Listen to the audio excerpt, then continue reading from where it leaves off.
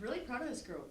You know, they came out, they're a very talented team, but I thought they really got us out of our flow, our offensive flow, and it forced us to take quicker shots, and I shouldn't say quicker shots, but rush shots.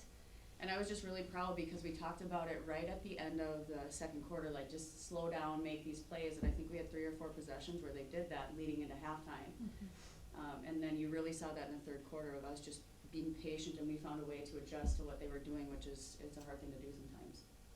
So, proud of them, good win, good job, ladies. All right, we're gonna open up for questions. First for Mandy.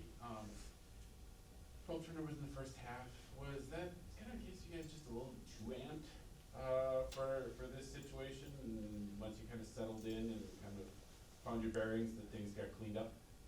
Did we have 12 in the first half? I think that's what I saw. Yeah, I thought the turnovers that we did have in the first half was, again, because they did a really good job of speeding us up. And whether we were cutting or driving, there were times when we just didn't slow down and absorb. I mean, they're contact, they're played physical, but not in a bad way. But we didn't, instead of absorbing it, we just played a little bit too fast, and unfortunately had some turnovers because of that. So it was 12 points off turnovers. Oh, got it, yeah. It's like, I feel whoa. like I would've been mad with the staff. My bad. You're like, we didn't hear about that from you. Yeah.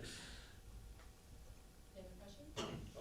Coach, you know, having a player like Brooke is great, but when she drops 32 points and you were still visibly frustrated at the end with a couple calls that didn't go your way, just having a player like that who just wants more all the time, how much fun is that? Oh, it's awesome. You know, obviously she's very talented. You know, she's okay at basketball, but you know, that's what I think you see out of just our team in general, is just this intensity, and it comes out in different ways throughout the course of the game, whether it's we buckle down and, you know, really get a tough defensive stop and a tough rebound, or we show it a little bit sometimes when maybe we get frustrated, but that's it's a good energy right now, and I don't mind us playing a little bit angry at times as long as it's controlled, and I thought you did just fine with that. And to any player, when they were starting to make that comeback, you guys weathered the storm, but it seemed like after that 4.5 minute mark, they got tired, they fatigued, but you guys had your foot on the gas and you guys weren't tired. Just what does that show to your conditioning, and that goes all the way back to the off season? Sure.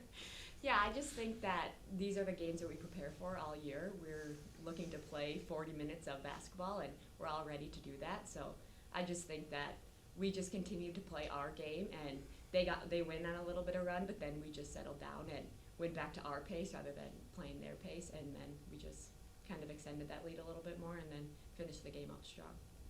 Does that NCAA championship game, did that sort of help you guys, that close game, and then kind of the same thing, team started to come back, but then this time you guys didn't let them? Yeah, I mean, they are kind of like a Mankato type of team. Like, they're always in your grill, and they're like really denying the wings too. And so I thought that really helped us, like, prepare us for this game. But then also having like 10 days off is tough, like just practice and grinding every single day. And I think it just kind of took us some time just to get back into the flow of games and get our lungs back. I mean, I'm speaking for myself, but I think it was a really fun game. And I thought, yeah, there's always going to be runs in basketball, and so luckily we just maximized ours to the fullest. Brooke, you guys are matching up with the nation's leader in blocks.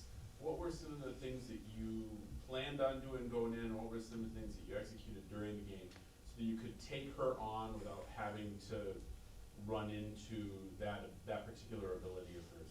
Yeah, Giddy's a really, really good player, and so kind of going in, we knew she's really physical too, and I thought she did a really, really great job. I don't really think, I think that would have probably gotten to my head. I mean, it did say on the scout that she was leading the nation, but I just tried to not think about that and just play my game, and I think that happened, so it was good. I think one thing that pulls her away from the rim a little bit, which helped us, because they're used to her sitting in the paint and blocking shots, is they don't want to leave Brooke when she goes and sets a ball screen. You know, so that was, I thought, a really good, you know, one of the things that just naturally was going to happen. And, you know, Brooke relocated really well. Lexi relocated a couple of times, and so we talked a little bit about relocating to get her, you know, slow down. Don't just try and go into her. And you know, our guards did a really good job. You know, Mason, Taya, really slowed down, and you know that kept her from getting a bunch of them, I think. Ladies, can you all just talk about, I mean, just the teamwork out there? It was looking like you all could just play, you know, pick up ball, pass it, and not even figuring out who you passing it to. Brooke, you was open from the top of the key, you went down low. It was like you all kind of knew where each other was going to be at without really knowing. How does that chemistry continue to be built and then to continue to evolve as you all continue to move on in your postseason run? I think we just trust each other, and we're such good friends off the court that it just translates on the court. And, you know, each person has their role, and we know each other's strengths, so we just work together and know where people are going to be, because it's kind of just like in practice. We just have fun with it, and so we trust each other, and I think that's one of our strengths, just working together really well. Do you feel like... Sorry, and I think like the goal for us is to make a run in the NCAA tournament, and so I think like we're playing our best basketball right now, which is really exciting, and I think that's what you're seeing is just all of us, we're all threats. Like our whole entire bench, like it's really, really fun to watch, and it's really fun to play too. Like Taya getting in and being able to distribute. I mean, Mason is probably one of the best passers in the country, and so she just really leads our team to really, really good spots in the rim, and that's why we just look like we're getting really easy scores. So when you all went into the locker room, kind of what was your like mindset going into the locker room, knowing that, hey, we just got to finish out 20 more minutes, come out here strong? You know, they kind of gave you a run that lasts like 7 to 4 minutes. What was the motto or the motivation that you all talked about on the bench, on the floor, to come out and finish this game strong? Yeah, I thought it was exactly that. We said 20 more minutes of our game. We said we just need to play our pace in our game and know that we're going to get stops on defense, and that's going to lead to our offense. So I think we just used the run, a little bit of the run that we had at the end of the first half, too, as the motivation to keep us playing our game throughout the last 20 minutes of that game. What were some of the big things you guys were focusing on defensively as a team against them? Was there a particular player or players you were trying to take away? I mean, they didn't start really shooting from the outside at all until they got into trouble late.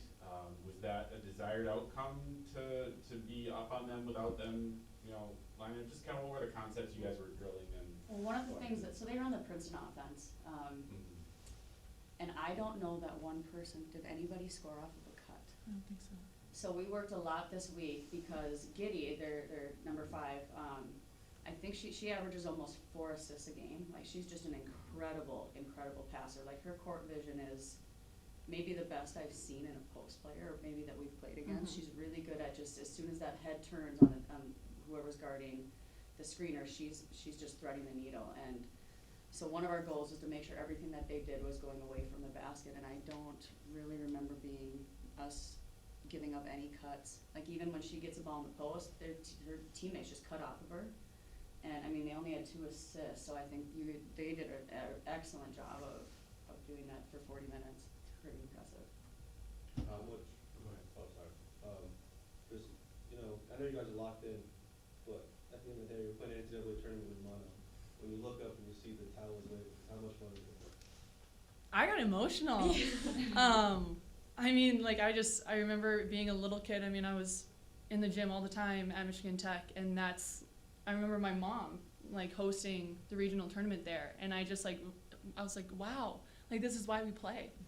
And it was awesome. And so I hope we have the same kind of outcome tomorrow and the same type of community pull. I mean, I really, really enjoyed just seeing Duluth kind of pop off. And so, I mean, our athletic department has done an amazing job of just making UMD look amazing. And so I think it's been amazing. I mean, I think it was a lot of hard work for 3 days or whatever it was since we found out that we were hosting, but I mean, this is amazing. Yeah. That's all I can keep saying. Mandy, I'd be curious your thoughts on just D2's regionalization. With the Central region being as tough as it is, you're probably not going to find many other regions where you're going to have an 8 seed and the host have to play an 8 seed with the resume that SMU brought in. I'd just be curious your thoughts on that. You know, it's in a perfect world, it would be amazing if we could be ranked 1 through, you know, whatever, 64, whatever it is, and play that way. You know, because you got our region, and there are a lot of tough teams in this region. And even if you look, there's one where they have like Ashland, Drury, and Grand Valley, and so it's a little bit stressful when you have multiple teams that could be getting to the Elite 8 and they're not going to because of the regionalization. So it's tough, but is the way that it is, so we're just gonna enjoy it.